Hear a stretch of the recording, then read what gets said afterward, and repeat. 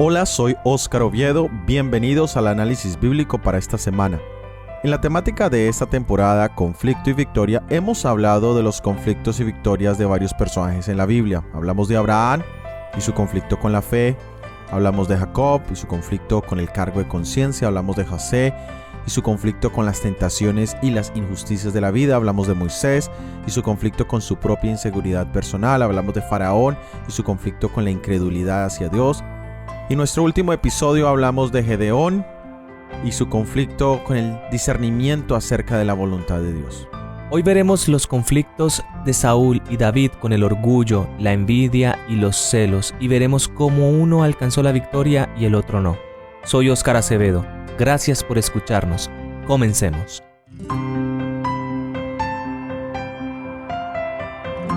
Hablemos un poco del libro de Samuel. Nosotros tenemos en nuestras Biblias el primer y el segundo libro de Samuel, pero en el original no existe esa división, es un solo libro. Y el contexto histórico en el cual encontramos este libro de Samuel nos sitúa en el momento en que hay una transición del pueblo de Israel de ser meramente un grupo tribal o un grupo de tribus a convertirse en un reino unido con un monarca. Y tiene principalmente tres personajes centrales, los cuales son Samuel, Saúl y David. De Samuel se nos cuenta desde el capítulo 1 hasta el capítulo 7. Allí se nos introduce que él sería el último juez, en un periodo que fue bastante caótico para el pueblo de Israel. Encontramos la historia de la madre de Samuel, Ana, y de su oración en el capítulo 2, que nos va a servir como introducción a las temáticas que vamos a encontrar en este libro. Leamos en el primer libro de Samuel, capítulo 2, versículos 3, 9 y 10. No multipliquéis palabras de grandeza ni altanería. Cesen las palabras arrogantes de vuestra boca, porque el Dios de todo saber es Jehová, y a Él toca pesar las acciones. Él guarda los pies de sus santos, mas los impíos perecen en tinieblas. Porque nadie será fuerte por su propia fuerza. Delante de Jehová serán quebrantados sus adversarios, y sobre ellos tronará desde los cielos. Jehová juzgará los confines de la tierra, dará poder a su rey, y exaltará el prodigio de su ungido. Aquí vemos que Dios rechaza al orgulloso o jactancioso y exalta al humilde. También encontramos que nos dice que Dios conoce profundamente la maldad humana.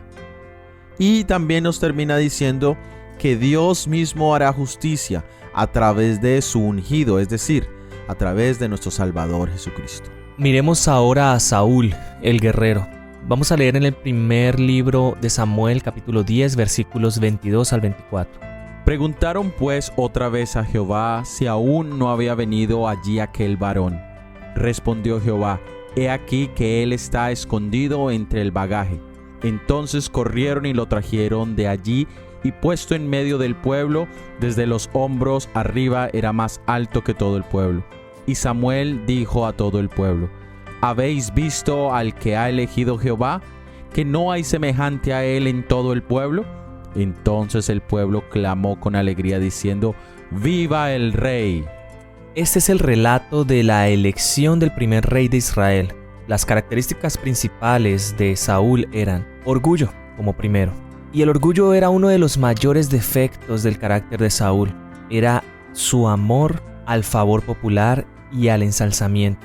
Este rasgo había ejercido una influencia dominante sobre sus acciones y pensamientos. Todo llevaba la marca indeleble de su deseo de alabanza y ensalzamiento propio. Su norma de lo bueno y lo malo era la norma baja del aplauso popular. Vemos también que tenía falta de integridad, y entendamos la integridad como esa sinceridad con uno mismo. Es saber lo que uno puede y debe hacer y lo que no. Y Saúl varias veces careció de esa entereza moral. También vemos que una de las características de su carácter era la deshonestidad. Él actuó mal, cegado por el odio, y esto ya lo vamos a profundizar un poco más adelante. Ahora, viendo el relato bíblico, podemos entender que hasta ese momento Saúl venía de ser aquel que cuidaba el rebaño de su padre para enterarse en un momento que iba a ser rey. Es decir, él no sabía ni tenía idea de qué podría llegar a ser. Aquí encontramos en el dicho del verso 24 lo que Samuel le dice al pueblo. ¿Habéis visto aquel que ha elegido Jehová, que no hay semejante a él en todo el pueblo? Esto nos puede dar a entender que solo hasta ese momento Saúl se da cuenta que él es superior, que él va a empezar a ser reconocido por el pueblo, que su reinado le va a dar un poder. Y este poder, llevado sin responsabilidad, lo va a llevar a una decadencia. Hay un dicho muy popular que dice: dale poder a un hombre y lo conocerás realmente. Y esto fue precisamente lo que pasó con Saúl. Saúl no había trabajado con dedicación para ganarse este reinado. Prácticamente Saúl era simplemente ese símbolo visual de lo que el pueblo estaba pidiendo de un rey. Era el más alto, el más fornido de pronto, el de mejor parecer, el que resaltaba delante del pueblo. Era alguien que podía competir visualmente con los reyes de otras naciones. Eso era lo que el pueblo estaba pidiendo. Pero esas cualidades de liderazgo, responsabilidad, sacrificio, fidelidad, no habían sido desarrolladas por él con trabajo, con esfuerzo. Él no se había dedicado a sí mismo ni se había educado a sí mismo para este puesto que iba a desempeñar. Y ya veremos más adelante, en contraste con David, Saúl no tenía estos valores y apenas tiene este poder, esta autoridad, apenas se convierte en el rey, empieza su propia decadencia. Muy bien, ahora hablemos de David, el pastor. Leamos en el primer libro de Samuel, capítulo 13, versículo 14. Mas ahora tu reino no será duradero. Jehová se ha buscado un varón conforme a su corazón, al cual Jehová ha designado para que sea príncipe sobre su pueblo, por cuanto tú no has guardado lo que Jehová te mandó. Ahora vemos que Dios llama a una persona totalmente opuesta a Saúl. Este era un hombre, podríamos decir, insignificante a los ojos humanos, pero que sus rasgos de carácter eran muy interesantes. Primero que todo, encontramos que era un hombre fiel. Desde su comienzo como pastor, David fue muy prudente y muy fiel, y era evidente que Dios le acompañaba, que su bendición estaba con él. También encontramos que era una persona humilde. Cuando Saúl lo unge y recibe este gran honor, él no se enorgullece. A pesar del elevado cargo que habría de desempeñar en el futuro, siguió tranquilamente en su ocupación de pastor, contento de esperar el desarrollo de los planes de Dios en su tiempo y en su manera. También siguió siendo el mismo pastor humilde y modesto como era antes del ungimiento. De hecho, nos dice que él regresa a la colina para cuidar y vigilar de sus rebaños tan cariñosamente como antes. Y el tercer elemento es la paciencia. David no se convierte en rey inmediatamente cuando fue ungido ni cuando murió Saúl.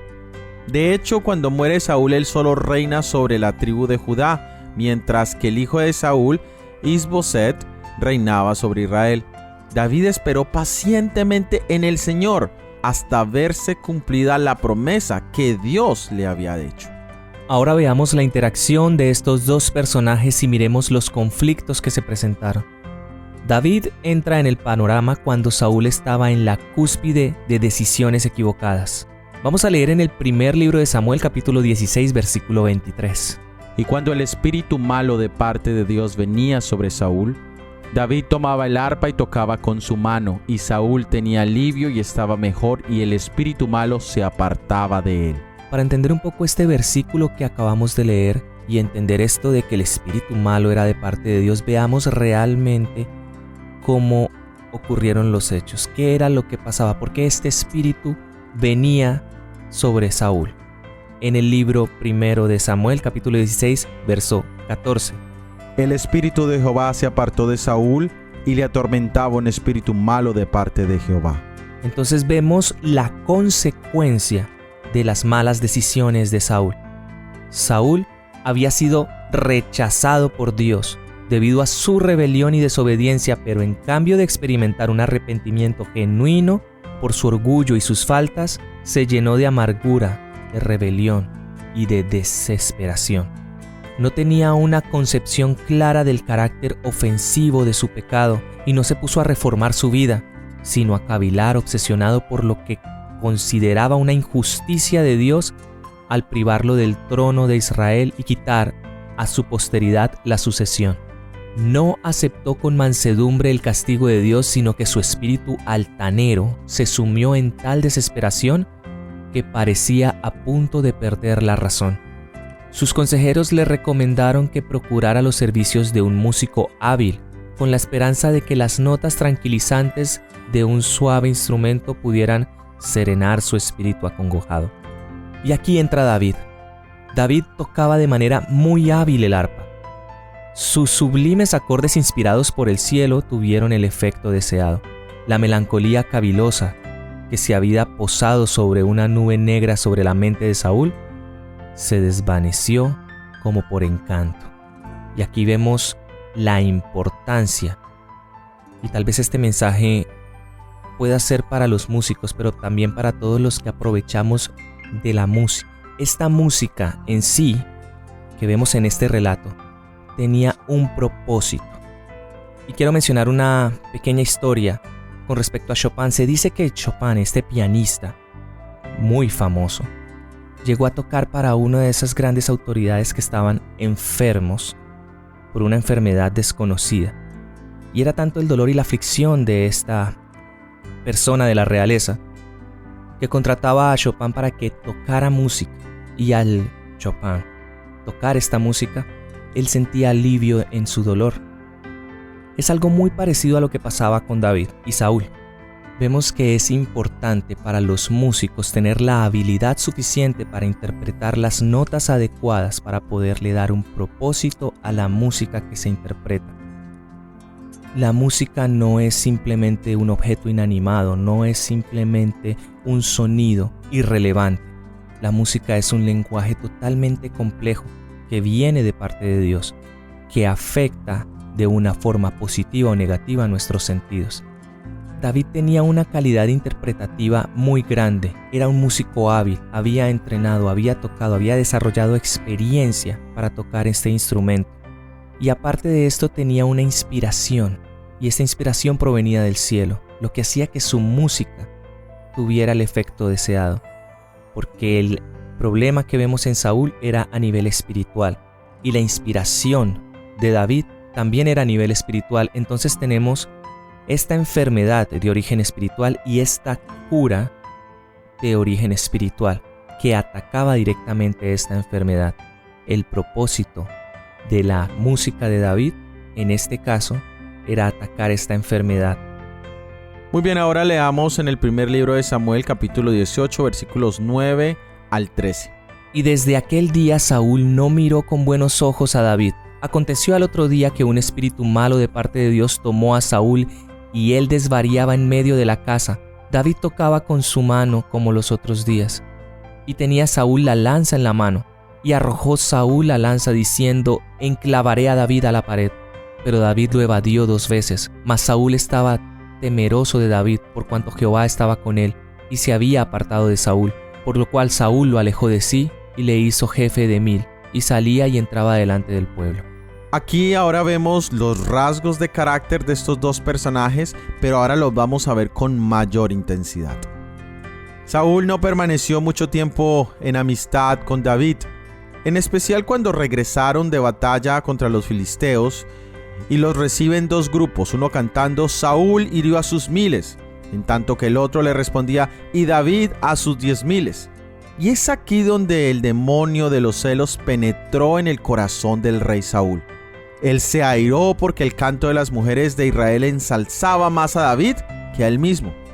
Y en lugar de valorar y de controlar esos sentimientos de envidia, al contrario, puso en manifiesto su debilidad de carácter y exclamó: a David dieron 10,000 y a mí 1000. No le falta más que el reino. Desafortunadamente, Saúl había abierto ahora su corazón al espíritu de los celos, y este envenenó totalmente su alma. Aquí encontramos el peligro de caer víctimas de la envidia hacia otras personas y la envidia de otras personas. Y tal vez esta es una de las luchas más grandes que tenemos nosotros que enfrentar, porque la envidia es ese deseo de poseer lo que otra persona tiene. Y también encontramos que los celos es ese miedo de perder lo que ya nosotros mismos tenemos. Muchas veces el sentimiento de envidia surge de sentimientos internos de insuficiencia propia. Y tal vez, mi hermano, mi hermana que me escuchas, esa puede ser tu lucha hoy. Invita al Señor que dé valor a tu vida, para que puedas encontrar que en Él eres suficiente, que Él te ama como eres y que Él busca utilizarte a través de su gracia. El odio de Saúl hacia David aumentó más y más, y ahora no solamente era un sentimiento de envidia, un sentimiento de celos, sino que ahora quería matarle. Pero ninguno de los planes que tenía Saúl funcionó contra David. Saúl estaba totalmente entregado al dominio de un espíritu malo, mientras que David estaba totalmente entregado en las manos de Dios, que es poderoso, que es fuerte para proteger a cualquiera que entrega su vida en manos de él. David oraba continuamente para que Dios le ayudara a caminar de la manera correcta delante de sus ojos. Y aquí encontramos otro peligro, y es el peligro de la traición inesperada por parte de personas que están cerca de nosotros. Pero hay dos opciones, hay dos caminos que podemos tomar. Uno es entregarnos a las malas emociones, a permitir que el odio, que el rencor, que la ira reine nuestro corazón y tome control de nuestras acciones. O tenemos también la opción como David, de entregarle a Dios nuestra carga, de buscar la ayuda divina. En este caso, David huyó de Saúl el resto de su vida hasta el día en que Saúl murió. Ahora miremos el éxito de David y su caída. El punto más alto lo encontramos en el segundo libro de Samuel, capítulo 7, que es el pacto de Dios con David. Luego, en el capítulo 8, vemos que David extiende sus dominios en la tierra de Canaán. Y más tarde vamos a encontrarnos en el capítulo 11 del segundo libro de Samuel, una historia trágica que marca totalmente un antes y un después. Y es precisamente esta triste historia de David, Betsabé y Urías.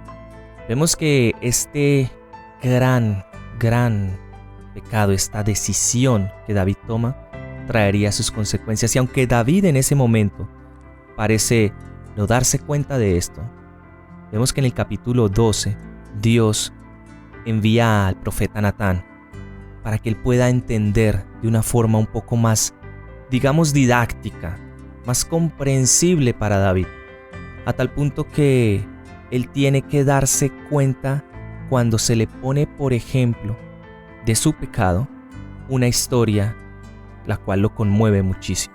Y vemos que después de que David se da cuenta de este pecado, David se da cuenta de lo terrible de este pecado, Dios le va a decir cuál es la consecuencia del mismo y hasta dónde podría llegar esta consecuencia. Esto lo vemos en el segundo libro de Samuel, capítulo 12, versículos del 10 al 14.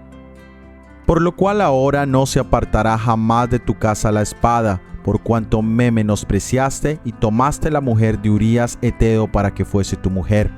Así ha dicho Jehová: he aquí yo haré levantar el mal sobre ti de tu misma casa, y tomaré tus mujeres delante de tus ojos, y las daré a tu prójimo, el cual yacerá con tus mujeres a la vista del sol. Porque tú lo hiciste en secreto, mas yo haré esto delante de todo Israel y a pleno sol. Entonces dijo David a Natán: pequé contra Jehová. Y Natán dijo a David: también Jehová ha remitido tu pecado, no morirás. Mas por cuanto con este asunto hiciste blasfemar a los enemigos de Jehová, el hijo que te ha nacido ciertamente morirá. Y aquí es importante entender que toda acción tiene su reacción, y este terrible pecado de David tendría también terribles consecuencias. Cuando Dios dice: he aquí yo haré levantar el mal sobre tu misma casa, vemos que esto es no solamente terrible por el hecho de haberse cumplido, sino todo lo que esto encerró. Y esto lo vamos a ver desde la misma muerte del hijo que estaba esperando Betsabé, que fue una terrible aflicción para David, la consecuencia inmediata y todas las consecuencias que ya mencionó Dios. En el segundo libro de Samuel, capítulo 13, encontramos la terrible historia de Amón, quien abusa de su media hermana Tamar. Este acto vil por parte de Amón sigue trayendo las consecuencias que Dios ya había anunciado a David. Luego Absalón mata a Amón a causa de la violación de su hermana y huye. Este tipo de consecuencias no quedan allí, porque más adelante Absalón, en el segundo libro de Samuel, capítulo 15, versículo 18, Absalón se subleva contra David y le persigue hasta que muere. Allí David llora de la misma manera que lloró cuando murió Saúl. Y muchos murmuran contra lo que llaman la injusticia de Dios al salvar a David, cuya culpa era tan grande que después de haber rechazado a Saúl, por lo que a aquellos que murmuran les parece ser pecados mucho menos flagrantes. Pero veamos una gran diferencia. David se humilló y confesó su pecado, en tanto que Saúl menospreció el reproche y endureció su corazón en la impenitencia. Muy bien, ahora llegamos a la parte final, al epílogo del libro de Samuel, que son desde el capítulo 21 hasta el 24. Y en el capítulo 21, primera parte, y en el capítulo 24, es decir, en el comienzo y en el final de este epílogo, encontramos que se nos habla de algunos errores que cometieron Saúl y David durante su reinado. Y en la mitad de esos dos eventos, o esas dos historias, encontramos los capítulos 22 y 23. Y es un salmo de David, es el mismo salmo que aparece en el Salmo 18, donde nos dice, segunda de Samuel, capítulo 22, versículos 2 al 7. Dijo: Jehová es mi roca y mi fortaleza y mi libertador. Dios mío, fortaleza mía, en él confiaré. Mi escudo y el fuerte de mi salvación, mi alto refugio. Salvador mío, de violencia me libraste. Invocaré a Jehová, quien es digno de ser alabado, y seré salvo de mis enemigos. Me rodearon ondas de muerte, y torrentes de perversidad me atemorizaron. Ligaduras del Seol me rodearon, tendieron sobre mí lazos de muerte. En mi angustia invoqué a Jehová y clamé a mi Dios. Él oyó mi voz desde su templo y mi clamor llegó a sus oídos. Este es un canto de victoria. Y es un canto de victoria sobre esos peligros inesperados que surgieron en la vida de estos dos hombres. La envidia, el odio, el orgullo y también su propia carnalidad, en el caso de David especialmente. Y esto nos habla de que hay esperanza para cada uno de nosotros de esos mismos peligros inesperados que surgen en el corazón humano. Primero, nos da esperanza porque Dios es fiel, a pesar de nuestra propia indignidad y maldad. También encontramos que la arrogancia siempre será castigada y que la humildad siempre será exaltada. Y al final nos habla de que nuestra última esperanza es Jesucristo, nuestro Salvador. También la invitación es pensar individualmente que nuestras acciones traen consecuencias, nuestras decisiones traen consecuencias. No podemos andar por la vida pensando que actuamos sin que nada vaya a ocurrir. Dios nos muestra a través de las Escrituras que las decisiones de cada uno de estos personajes trajeron sus consecuencias. En el caso de Saúl, fueron la causa de su declive y total caída. En el caso de David, en el principio estas decisiones le trae consecuencias buenas, pero en el caso de su caída, estas decisiones que lo llevan a caer le trae terribles consecuencias. Y aunque sí, Dios perdona, sí, Dios ayuda, Dios levanta, pero las consecuencias de estas acciones no son omitidas. Y esto es algo que debemos pensar muy seriamente. Dios perdonó a David, Dios lo ayudó en su aflicción, pero las consecuencias de sus actos se vieron evidentes y tuvieron un impacto, no solo para él, sino para su descendencia. Por otra parte, el Señor lleva a cabo sus planes, aunque muchas veces para los ojos humanos parezcan velados por el misterio. Los hombres no pueden comprender las maneras del proceder de Dios y mirando las apariencias, interpretan las dificultades, las pruebas y las aflicciones que Dios permite que les sobrevengan como cosas que van encaminadas contra ellos y que solo les causarán la ruina. Así miró David las apariencias y pasó por alto las promesas de Dios. Pensó que jamás llegará a ocupar el trono. Las largas pruebas habían debilitado su fe y agotado su paciencia. Dios tiene el control de nuestras vidas. Y qué mejor cuando caminamos con Dios. Obviamente, las consecuencias serán muy buenas y de la mano de Dios veremos una bendición. Gracias por haber escuchado nuestro episodio del análisis bíblico para esta semana. Para la próxima semana veremos la vida de Elías, el profeta de fuego. Todo ha sido producido por el Ministerio 147. Que Dios te bendiga. Amén.